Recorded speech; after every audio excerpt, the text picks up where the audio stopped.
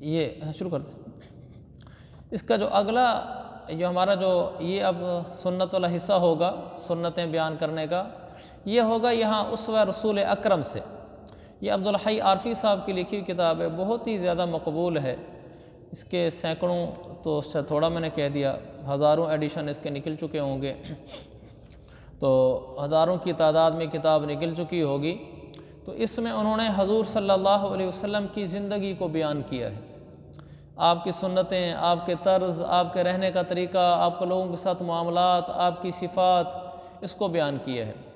اور چونکہ سنت ہی سب کچھ ہے، اللہ کے نبی صلی اللہ علیہ وسلم کی تابعداری کے بغیر تو کوئی عبادت نہیں ہے، آپ کی محبت کے بغیر کوئی عبادت نہیں ہے، آپ صلی اللہ علیہ وسلم کی محبت اور آپ کی اطاعت ہی بنیادی چیز ہے۔ اگر سینہ اس سے خالی ہے تو بیت اللہ کے سجدے بھی کام نہیں آتے، اگر دل میں عشق مصطفیٰ صلی اللہ علیہ وسلم نہیں ہے بیت اللہ کے کیے ہوئے سجدے بھی کام نہیں آتے۔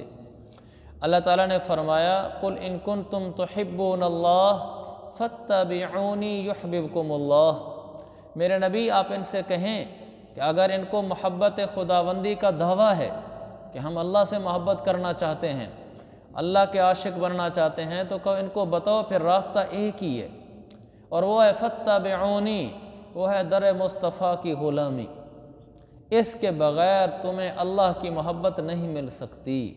فَاتَّبِعُونِی، اللہ کے نبی کی چال چل کر آؤ گے، ان کے غلام بن کر آؤ گے تو پھر میرے در پہ مقبولیت پاؤ گے، ورنہ زندگی بھر کی باتیں تمہارے منہ پہ مار دوں گا۔ تو کا شرط یہ ہے فَاتَّبِعُونِی کہ میرے نبی کی اطاعت کرو، اتباع کرو، ان کی چال چلو، کیا ہوگا؟ یحببکم اللہ، پھر اللہ تمہیں اپنا محبوب بنائے گا، پھر بنائے گا، وَیَغْفِرْ لَکُمْ ذُنُوبَکُمْ، تمہارے گناہوں کو معاف کر دے گا۔ تو اس کے لیے یہ ضروری ہے ہمارے سینے حضور صلی اللہ علیہ وسلم کے عشق سے مچلتے ہوں، اور جسم سر سے لے کر پاؤں تک آپ علیہ السلام کی سنت زندگی میں ڈھلا ہوا ہو، زبان پہ آپ کی تعریف کے زمزمے ہوں، دل میں آپ کی محبت ہو، اور بدن پر آپ کی سنتیں ہوں۔ یہ کامیابی کے لیے پہلی اینٹ ہے، اس کے بغیر کچھ بھی کام نہیں آتا۔ ایک صحابی ہے، بخاری کی حدیث ہے کہ یا رسول اللہ قیامت کب آئے گی؟ آپ نے فرمایا ما اعددت لہا، تیاری کیا کر رکھی؟ کہنے لگے ما اعددت لہا من کثیر صلاۃ ولا صیام ولا صدقہ، یا رسول اللہ میرے پاس تو نہ کوئی زیادہ روزے، نہ نمازیں، نہ صدقہ زکوٰۃ، کچھ نہیں ہے، بس فرض نمازیں، فرض روزے وغیرہ کر لیتا ہوں، باقی کوئی عبادت گزار زیادہ نہیں ہوں۔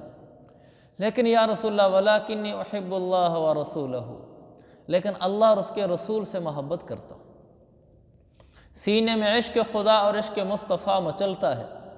تو آپ نے ایسا پرمٹ دیا ان کو کہ بڑے بڑے عبادت گزار پیچھے رہ گئے۔ آپ نے فرمایا جا انت مع من احببت، تم نے جس کے ساتھ محبت کی ہے یعنی میرے ساتھ، کل قیامت والے دن میرے ساتھ ہی ہوگا۔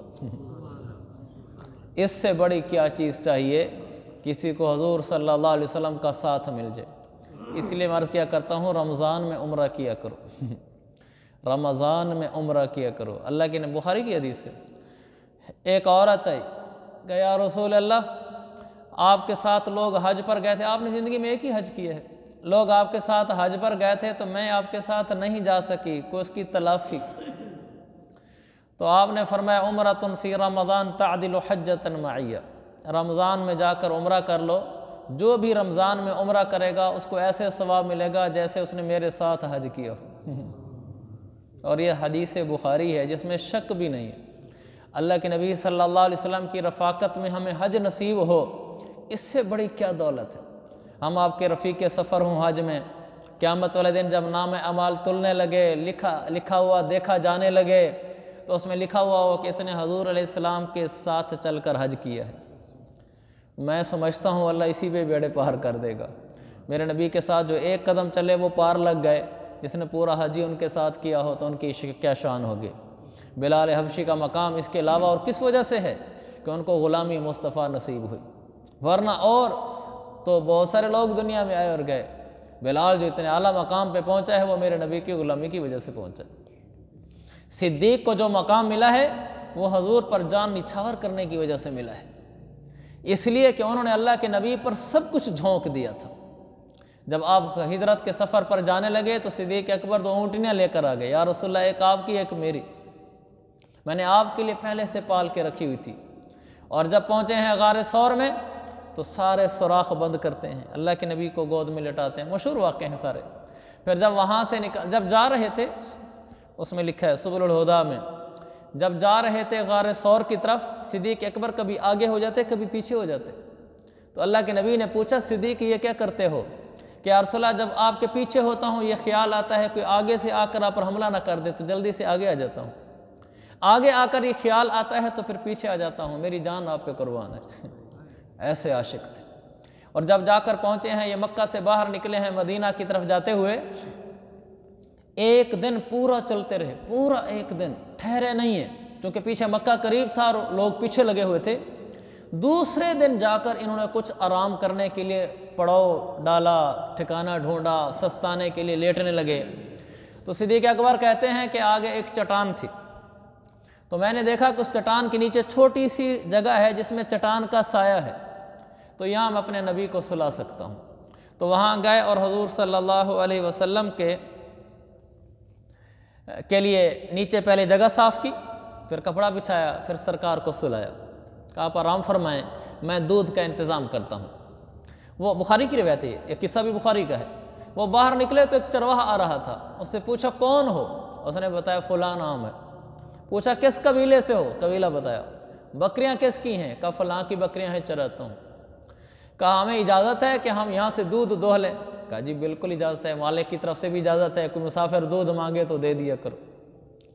صدیق اکبر رضی اللہ عنہ نے دودھ لیا، دودھ گرم تھا اور وہ گرمی کا زمانہ تھا، اس لیے کہ ستمبر میں آپ نے سفر کیا ہے یہاں غار ثور سے مدینہ کی طرف، حجاز کا ستمبر تو گرم ہوتا ہے، اور دوپہر کا ٹائم تھا تو دودھ گرم تھا، تو وہ لے کر آئے دودھ۔ اب صدیق اکبر کے پاس پانی تھا، پانی لے کر اس پر چھینٹے مارتے رہے، زیادہ پانی نہیں گرایا کہ پانی کی ختم ہی نہ ہو جائے، چھینٹے مار مار کے اس کو ٹھنڈا کیا پانی کو، مشکیزے میں دودھ تھا، اس کے اوپر پانی پھینکتے رہے، پانی پھینکتے رہے، وہ کچھ تازہ ٹھنڈا سا ہو گیا۔ دودھ لے کر آئے، سرکار کو پیش کیا، قربان جو صدیق تیری ہستی پہ۔ جب حضور کو دودھ پیش کیا، اللہ کے نبی نے دودھ پیا، کہ شارب حتی رضیت، سرکار کے گلے سے آپ کے پیٹ مبارک میں جب دودھ اترا، کہا دودھ آقا نے، صدیق کہتے ہیں دودھ آپ نے پیا، سینہ میرا ٹھنڈا ہوا۔ شارب حتی رضیت، قربان جو صدیق تیرے اوپر۔ کیا ان کو پیاس نہیں تھی؟ ایک دن کا چلا ہوا، اگلے دن دوپہر کو دودھ پی رہا ہے، اس کا دل نہیں کہہ رہا تھا پینے کو؟ اس کا سینہ تو تب ٹھنڈا ہوتا جب وہ دودھ پیتا، اور وہ کیا کہہ رہا ہے کہ شارب حتی رضیت، سرکار نے دودھ پیا، میرا سینہ ٹھنڈا ہوا۔ میں نے کہا بس ہم نے پی لیا۔ عشق مصطفیٰ اصل ہے، اس کے بغیر کچھ بھی نہیں ہے۔ پھر آپ آگے چلتے ہیں، راستے میں سراقہ ملتا ہے اللہ کے نبی کو گرفتار کرنے کے لیے۔ پھر آگے اب جاتے ہیں، بریدہ اسلمی آتا ہے، 70 آدمیوں کو لے کر راستے میں طاق لگائے بیٹھا تھا۔ کسی نے اس کو اطلاع کر دی تھی، مخبری ہو گئی تھی کہ مسلمانوں کا نبی اسی راستے سے شاید گزرے گا، کہ اننون راستے سے، آپ نامعلوم راستے سے چل رہے تھے، تو اس کو کچھ اندازہ تھا، بھنک سی پڑی ہوئی تھی کہ شاید ادھر سے نہ گزرے، تو وہ کافر تھا، 70 آدمی ساتھ لے کر چھپ کر بیٹھا ہوا تھا، کس لیے کہ شاید یہاں سے گزرے گا تو گردن اڑاؤں گا۔ اس لیے کہ انعام مشرکین مکہ نے متعین کیا تھا، جو صدیق کی گردن لائے گا نعوذ باللہ، اس کو بھی 100 اونٹ، جو میرے آقا کی زبان بھی لڑکھڑاتے ہیں کہتے ہوئے، کہا اس کو بھی 100 اونٹ دیں گے۔ تو وہ ان 100 اونٹ کی لالچ میں سامنے بیٹھا تھا۔ ایک وقت آیا کہ میرے نبی گزرے، آپ ہیں، ساتھ ابوبکر صدیق ہیں، اور ان کے غلام ہیں عامر بن فہیرہ، اور ایک آپ کا وہ ملازم ہے جو آپ کو راستہ دکھلا رہا تھا، عبداللہ بن اریقط۔ یہ 4 آدمی سوار ہیں اور دھیرے دھیرے خفیہ چل رہے ہیں۔ بریدہ اسلمی 70 آدمی کو پیچھے لے کر طاق میں ہے، اس کی نظر پڑی ہے، وہی ہیں کہ دور سے آتے ہوئے نظر آ رہے تھے۔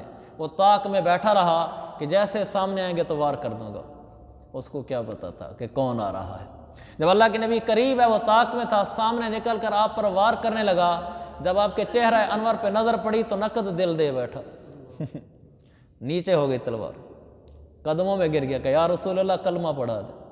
وہ کیا چہرہ تھا، یہ میں لفاظی نہیں کر رہا آپ کو، میں آپ کو سچی باتیں بتا رہا ہوں۔ تو برادر اسلم نے آپ کا چہرہ دیکھا، تلوار نیچے کر دی کہ کلمہ پڑھا دے، دل وہیں بیچ دیا۔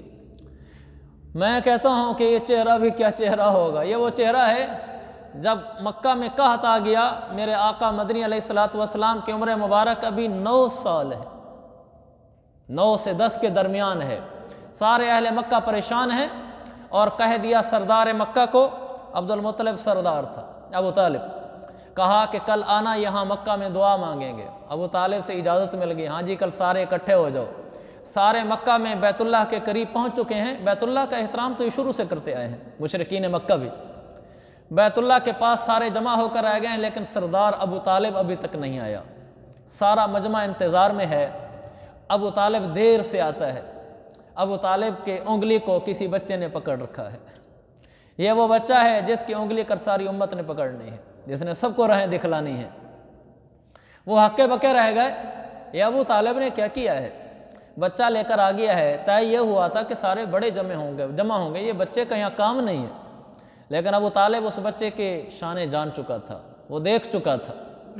ابو طالب آئے اور اللہ کے نبی کو ساتھ لائے، لوگوں کے رخ ابو طالب کی طرف ہیں، ابو طالب کا رخ کسی اور طرف ہے، وہ آقا مدنی کے چہرے کی طرف ہے۔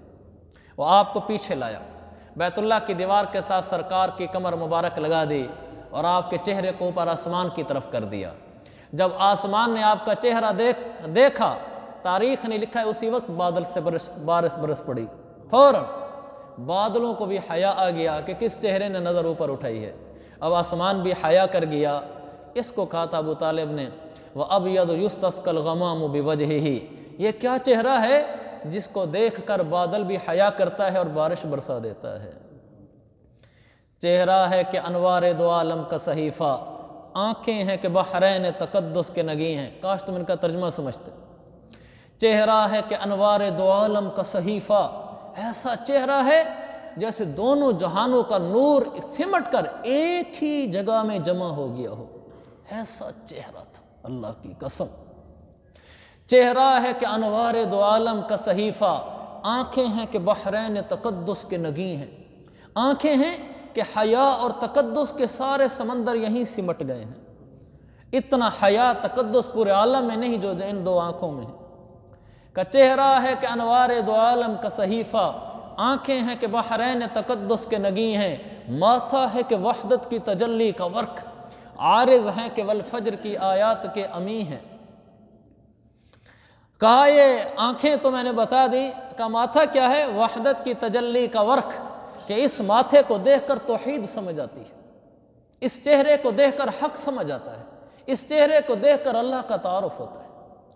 بخاری کی روایت ہے، حضرت انیس ابو ذر غفاری کے چھوٹے بھائی تھے انیس، ابو ذر غفاری کو کسی نے بتایا کہ مکہ میں شخص آیا ہے نبوت کا دعویٰ کرتا ہے، تو ابو ذر غفاری سردار قبیلہ ہے، خود نہیں آیا، اس کا چھوٹا بھائی انیس تھا، اس کو بھیجا کہ جاؤ دیکھ کرو وہ کیسا ہے۔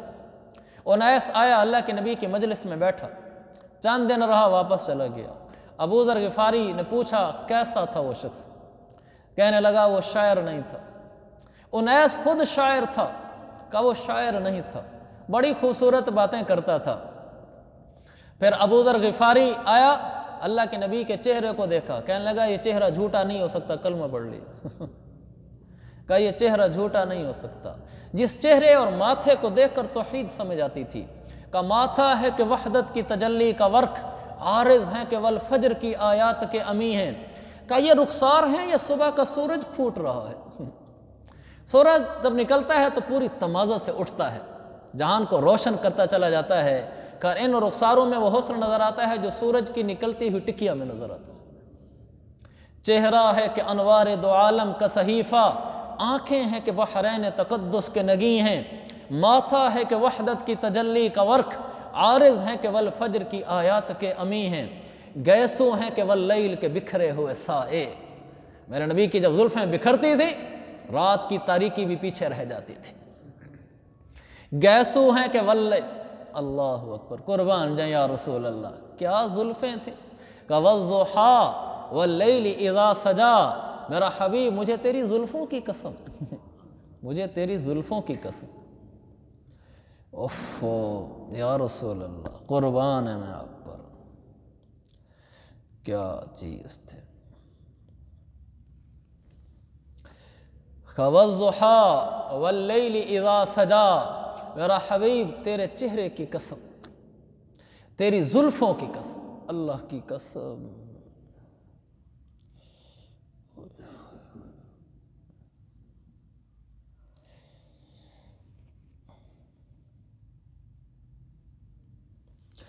جابر بن سمرہ 14ویں کی رات تھی، مستدرک حاکم کی حدیث سے. آپ مسجد نبوی کے صحن میں بیٹھے ہوئے تھے اور آپ نے نا سرخ جوڑا پہنا ہوا تھا. تو 14ویں کا چاند نکلا ہوا تھا، اللہ کے نبی کا چہرہ نکلا ہوا تھا اور آپ کی زلفیں ایسے بکھری ہوئی تھی. آئے ہائے، انہوں نے آ کر جب دیکھا اللہ کے نبی کو، اور اوپر 14ویں کا چاند تھا اور نیچے بھی کوئی چاند تھا، تو جابر بن سمرہ کہنے لگے آج عقیدت سے جابر نہیں بولے گا کہ کون حسین ہے، یہ چہرہ یہ وہ، آج فیصلہ کرے گا. ہاں کہتے ہیں میں کبھی چاند کو دیکھتا اور کبھی آپ کے چہرے کو دیکھتا، بلتا، ہماری سرائکی میں کہتے ہیں بلدا ہوا چہرہ، ایسے چمکتا دمکتا چہرہ اور پیچھے سیاہ بکھری ہوئی زلفیں. کبھی ادھر دیکھتا، کبھی ادھر دیکھتا، کبھی ادھر دیکھتا، کبھی ادھر دیکھتا کہ کس میں حسن زیادہ ہے. کہنے لگے مجھے میرے رب کی قسم یہ چہرہ اس چاند سے حسین تھا.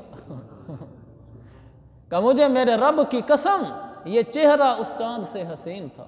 ہم ایسے لفاظی نہیں کرتے کہ ہمارا نبی حسین تھا، جنہوں نے دیکھا ہے انہوں نے جانیں لٹائی ہیں. امی عائشہ نے کہا تھا ایک جملہ جس کا ترجمہ کیا کسی اردو شاعر نے، حضرت یوسف علیہ السلام کے بارے میں ہے نا کہ ان کا چہرہ مبارک دیکھ کر عورتوں نے ہاتھ انگلیاں کٹا دی تھیں. کہ حسن یوسف پہ کٹیں انگشت زنا، سر کٹاتے ہیں تیرے نام پہ مردان عرب. کہ یوسف کے حسن کو دیکھ کر عورتوں نے انگلیاں کٹا دی تھیں. یا رسول اللہ جب آپ کے چہرے کو مردان عرب نے دیکھا تو پھر جانیں لٹا دی، گردنیں کٹوا دی. اس چہرے میں وہ حسن تھا، وہ جاذبیت تھی، وہ کمال تھا کہ جس کو دیکھنے کے بعد پھر گردن کا کٹوانے میں مزہ آتا تھا. احد کی لڑائی ہے، صحابہ حضور کے ساتھ لڑ رہے ہیں، صحابہ کی گردنیں کٹ رہی ہیں. جب دوسرا مرحلہ آتا ہے 70 صحابہ کی ایسے لاشیں بچھ گئیں. سعد بن ربیع انصاری نیچے گرے ہوئے تھے، آخری سانسوں میں تھے. تو ایک صحابی قریب سے گزرے، آخری سانسوں میں، انصاری مہاجری نہیں ہے. مہاجری کا تو پھر بھی بنتا ہے کہ اللہ کے نبی کے ساتھ ہجرت کر کے آئے تھے، ہمارا جینا مرنا آپ کے ساتھ ہے. انصاری تو انصار مدینہ ہے، تو مدینہ کے باشندے ہیں. ان کا معاہدہ اللہ کے نبی کے ساتھ بیعت میں یہ ہوا تھا مدینہ میں اگر حملہ ہوگا تو ہم آپ کا ساتھ دیں گے. یہ جنگ مدینہ سے باہر ہو رہی ہے اور ربیع بن انصار، سعد بن ربیع انصاری زمین پہ گرے ہوئے ہیں. قریب سے ایک صحابی گزرا تو سعد نے دھیمی سانس اٹکتی ہوئی آواز میں پوچھا، آخری سانس سے آواز لڑکھڑا رہی تھی. کہا آقا کا کیا حال ہے؟ اپنی جان جا رہی ہے. کہا آقا کا کیا حال ہے؟ انہوں نے کہا ٹھیک ہیں. کہا خبردار تمہارے ہوتے ہوئے آقا کو کوئی تکلیف پہنچ گئی، اللہ کو جواب نہیں دے سکو گے، میرے آقا کا خیال رکھنا. کہا میرے آقا کا خیال رکھنا. روح پرواز کر گئی. یہ وہ میرا نبی ہے جس کے لیے صحابہ جانے لیے پھرتے تھے. ایسے تو 20 واقعات ہیں جس میں صحابہ آگے آگے اور حضور سے کہا کہ سب کچھ لٹا دیں گے آپ پر. احد کی لڑائی میں طلحہ بن سعد سامنے کھڑے تھے، اتنے تیر لگے ان کو، سینہ سامنے کیا ہوا تھا، ہاتھ پورا چھل ہو گیا.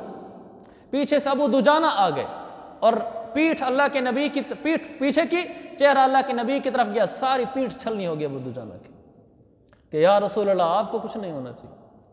آپ احد کی لڑائی سے واپس آئے تو شہادتوں کی اطلاع مدینہ پہنچ چکی تھی. تو ایک جنب غفیر تھا مدینہ سے باہر کہ یہ اطلاع سن کر کے مسلمانوں کو شکست ہوئی، لاشیں ہوئی پڑی ہیں وہاں احد میں. جب آپ کا لشکر آتا ہے تو ایک عورت باہر نکلتی ہے. کسی نے ان سے کہا کہ آپ کے شوہر کا انتقال ہو گیا ہے، ذرا گھر پہ اس کو رکھ کے سوچیں، ہماری بیٹی کو اطلاع ملے، ہماری بہن کو اطلاع ملے کہ تیرا شوہر فوت ہو گیا ہے، ہم اپنی شادی شدہ بیٹی کو کیسے بے آسرا سمجھتے ہیں. تو اس عورت کو کسی نے کہا کہ تیرا شوہر فوت ہو گیا، کہ کوئی پرواہ نہیں، سرکار کیسے؟ پھر کسی نے کہا کہ باپ فوت ہو گیا، کہ کوئی بات نہیں، میرا آقا کیسا؟ کسی نے کہا بھائی فوت ہو گیا، کہ کوئی بات نہیں، میرا آقا کیسے؟ لوگوں نے کہا ٹھیک ہے، کہ نہیں، دیدار کرو، دیدار کرو۔ آگے بڑھتی گئی، اتنے میں وہ چہرہ نظر آیا، آپ کو دیکھ کر کہا کل مصیبت بعدک جلل، یا رسول اللہ آپ سلامت ہیں تو سب سلامت ہیں، آپ سلامت ہیں تو کوئی مصیبت نہیں ہے۔ کل مصیبت بعدک جلل، آپ سلامت ہیں تو کوئی مصیبت نہیں ہے، ہمارا سب کچھ آپ ہے۔ تو میرے عزیز بھائیو، لوگوں نے تو عشق مصطفیٰ پہ جانے دی ہیں۔ میرے آقا علیہ السلام کا انتقال ہو گیا، ایک عورت ہے، حضرت عائشہ سے کہا کہ آقا کہاں ہیں؟ کہنے لگے یاری تجھے نہیں پتا کہ وہ تو دنیا سے چلے گئے۔ تو وہ کہنے لگے اچھا ان کی قبر دکھلا دو۔ تو ان کی قبر دیکھنے کے لیے حضرت عائشہ نے وہ پردہ ہٹا دیا۔ اللہ سب کو مدینہ دکھائے، مانگا کریں، جب تک سرکار کا گھر نہ دیکھیں موت نہ آئے۔ وہ جینا بھی کوئی جینا ہے جس میں مدینہ نہ دیکھا ہو، وہ مرنا بھی کوئی مرنا ہے جس موت سے پہلے مدینہ نہ دیکھا ہو۔ اور مدینے آدمی پیسوں سے نہیں جاتا، پاسپورٹوں سے نہیں جاتا، دفتروں سے، اداروں سے چھٹیاں ملنے سے نہیں جاتا، یہ قبولیت سے جاتا ہے۔ اللہ سے نفل پڑھ کے مانگا کریں، اللہ ہم سب کو بلائے۔ تو کہنے لگی کہ مجھے اچھا قبر ہی دکھلا دے۔ تو حضرت عائشہ رضی اللہ عنہ نے وہ پردہ سرکا دیا جس کے پیچھے میرے آقا کی قبر مبارک ہے۔ تو اس نے جو قبر دیکھی تو عشق مصطفیٰ موج زن ہوا۔ ویسے اللہ کے نبی یاد آتے تھے تو سسکیاں بھرتی تھی، پھر یاد آتے تھے پھر سسکیاں بھرتی تھی، پھر آہیں بھرنا شروع ہو گئی۔ آہیں بھرتے بھرتے علم اور درد سینے میں اتنا بھر گیا کہ اس احساس علم سے جان دے دی، وہیں قبر پہ ڈھیر ہو کے مر گئی۔ ہم مدینے جاتے ہیں خالی واپس آ جاتے ہیں، ہم سے وہ محبت کا فرض بھی ادا نہ ہوا جو یہ بوڑھی اماں ادا کر گئی تھی۔ احساس علم دل سے جدا کر نہ سکے ہم، میرے محبوب تجھ سے وفا کر نہ سکے ہم زندہ ہی چلے اے دریار سے کیفی، ایک فرض محبت بھی ادا کر نہ سکے ہم۔ اللہ تعالیٰ مجھے اور آپ کو عشق مصطفیٰ نصیب فرمائے، اندر باہر عطا فرمائے، رگ رگ میں عطا فرمائے، ہمارا بول سنت کے مطابق ہو، ہمارا دل عشق سے بھرا ہوا ہو، راتوں کی تنہائی میں اٹھ کر عشق مصطفیٰ میں رویا کریں، مدینے کی موت مانگا کریں، دے دے مدینے میں مرنے کی سعادت دے دے، کس طرح سندھ کے جنگل میں مروں گا یا رب۔ یہ شعر میں آپ کو بھیجوں گا گروپ میں، آپ سننا اس کو۔ کسی نے کہا ہے بڑے درد سے کہا، میں نے اس کو کوئی 20 دفعہ سنا ہے، بہت پر اثر ہے، انشاءاللہ مجھے کو یاد دلا دے۔ تو میرے عزیز بھائیو، میں عرض کر رہا تھا زبان پہ سنت کے مطابق بول ہوں، سینہ عشق مصطفیٰ سے بھرا ہوا ہو، اور سر سے لے کر پاؤں تک سنت زندگی ہو، نبی کا نقشہ نظر آتا ہو کہ یہ غلام مصطفیٰ ہے۔ انشاءاللہ ایسی زندگی گزاریں گے، دنیا بھی اچھی بنے گی، آخرت بھی۔ اللہ تعالیٰ مجھے آپ کو عشق مصطفیٰ میں جینا مرنا نصیب فرمائے۔ درس تو وہیں رہ گیا، تو انشاءاللہ سنتیں اللہ کے نبی کی بیان کریں گے۔ اس میں میرے نبی کا اسوہ، آپ کی زندگی، آپ کے اخلاق، آپ کے اعمال، آپ کے کردار، آپ کی چال، آپ کی گفتار بیان کی گئی ہے، اس کو پڑھیں گے، اپنے آپ کو ویسا بنانے کی کوشش کریں گے، انشاءاللہ دنیا میں بھی کامیابی ملے گی، آخرت میں بھی۔ وآخر دعوانا ان الحمد للہ رب العالمین۔